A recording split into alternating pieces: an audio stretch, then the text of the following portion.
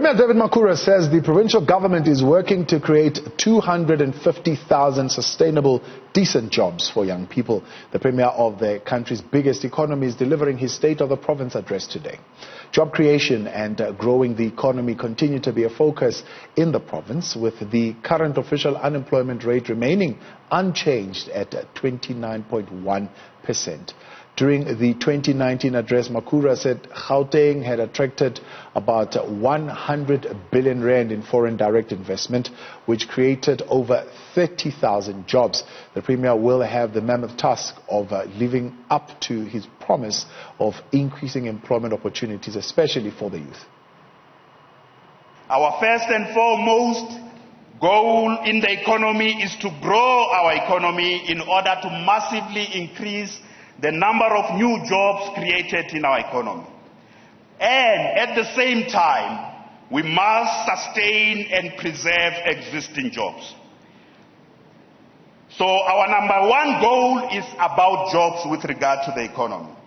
In the next 5 years, the Gauteng provincial government will spend 60 billion rands on building and maintaining infrastructure.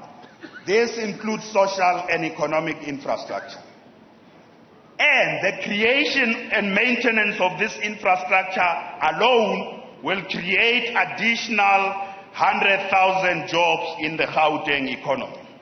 In addition, this infrastructure will help us contribute to the development of 50 black industrialists in Gauteng.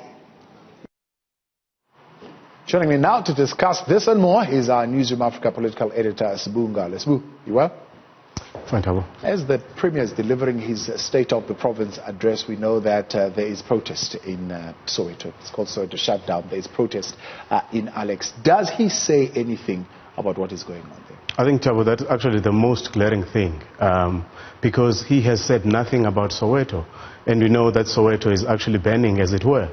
And the fact that he also doesn't say anything about Eskom, because there's the issue of the historic debt, which is why the people of Soweto are out on the streets at the very least. Because the Premier's speech happens on the same day as the protest in Soweto, you would expect him to touch on the issue, but nothing about that. But also, Tabo, he says very little about e-tolls. I think the key issues that are uppermost in the minds of the people of Gauteng, and particularly the townships, are issues of transport, which he touches on. But on e-tolls, all that he says is that the government will deliver, the president actually will make an announcement around e-tolls, nothing on Soweto at all. Not much as strong as he said in 2019, and I think in 2018 as well, where he said e-tolls are not a part of the road system in Gauteng. He was very emphatic about it. In fact, even offering to say province is coming up with a plan of paying for the e-tolls. None of that we're hearing today.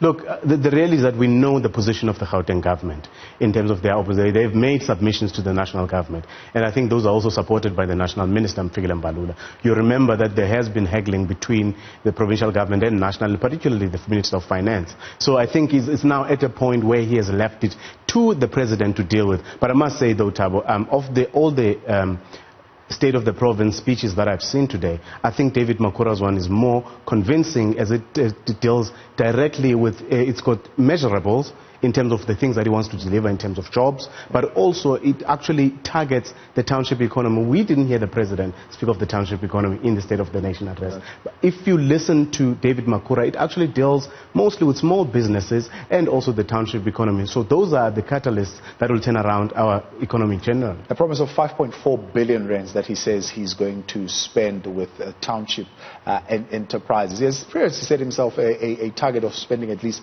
30% of the procurement budget on the township economy. It's a tough target to reach. It's tough for National to be able to spend that on local businesses. Even tougher for Province, because of course Province has got to create capacity for these small enterprises to be able to access that kind of spend in terms of transportation, in terms of machinery, in terms of actually being able to do that. How is he going to spend this 5.4 billion? I agree, Tavo. It's a nice figure to roll off his tongue. But the reality is, I think the biggest problem with government is always issue of monitoring and also implementation. I think he goes further, actually. Besides the 5 billion, he talks about 4 billion that will be spent in the township economy in this particular financial year. Now, that's a lot of money. Perhaps where we ought to start is how much has been invested and what kind of services are those. So I think that the minister, the premier, Thabo, I beg your pardon, will have to, or one of the departments when they go to their policy speeches, to outline exactly how they are going to spend that money. Because it's one thing to speak of a township economy. Who are you buying from? Yeah. If you're buying from the big multinationals, retailers, or some of those shops who are in the townships, then it does nothing to benefit the township economy. Yeah, yeah. So those are the things that will have to be looked at. But also it makes very progressive announcements around issues of backyard, that they will want to formalize that. But how do you do that? Because you know that there's a booming economy which is not recorded in terms of government, in terms of the government's data of employment and money that is generating the economy. Those are the backyards. Now he's talking about formalizing that and building those structures. Now how does it work? Does it mean that if you have a shack in your backyard and you are renting it out, government will come in and build? Those are the kind of details which you'll have to outline, Thabo. He looks at Ekurhuleni as a transport corridor. What are the plans? Look, Ekurhuleni, I think the major thing, obviously, besides the grand plans of making it the biggest aerotropolis in the continent, there are plans around the university. And today we hear that it is the OR Tambo University of Science and Technology. That is what was mentioned by the president at the State of the Nation address. But more than that, but actually talking about the expansion of that area and making sure that in terms of science and technology, that it is a leader in that field. Let's talk a little bit about what's coming out of Mpumalanga as well. And I think science and technology also hailed as one of the areas that are going to bring about economic development in that province. The Premier of Mpumalanga does talk about the digital economy and strides that they've made. But I must say, though, Thabo, I was actually very disappointed in terms of the content of that particular speech. I think the only two things that stand out for me that I pick out is when she talks on tourism. Growing tourism in the country, because as it stands, it contributes just under 10% to the GDP of the province. But I think the biggest problem that they have is crime, where between June and now, I think they've had at a rate of I think they've had about 49 crimes against tourists. Obviously, crime affects everyone. We do not want them to focus on tourists, but we want them to actually ensure that there's reduced crime in the country and in all communities. But just going back to Makhura and comparing with Mpumalanga, he spoke about the three scenarios. The Mapungubwe Institute issued the Scenarios 2030, where it models three scenarios of how the country will turn out depending on which route we take. We spoke of the Gwara scenario, which is the total breakdown of law and order, where there's depression, and which to me, I look at things now, I think we are there, but Premier Makhura seems to be of the view that we are in the phase of his bourgeois, where there's a lot of despair, but there are flickers of hope. He thinks we are there, but obviously, and then he talks about the grand scenario, what he would want to see, which is Nile Walk scenario, which talks about growing economy, reduced crime. That is all what we want, but I'm not sure, though, in terms of what I've seen, that we're quite where the Premier says we are.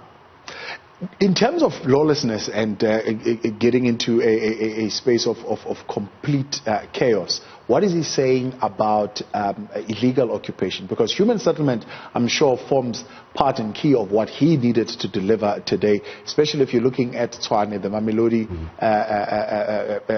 flood victims who are still looking for a place to be resettled at. You're talking about Alexandra, there is a shutdown there, and of course human settlement, one of those issues that you've got to deal with.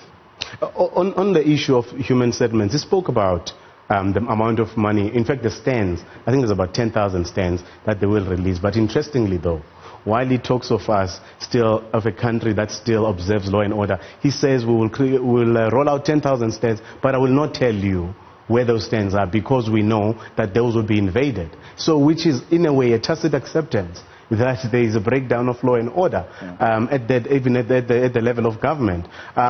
Obviously, human settlements is a huge issue, particularly for an urban and the metropolitan like Gauteng and the hub, which is the economic hub, which is Johannesburg, because there's a lot of migration of people. So obviously, if there's anything to do, that has to be the focus of his government. And I think it'll be interesting to see who gets those stands and where those stands are. But it still doesn't go that much of a distance in terms of resolving the issues.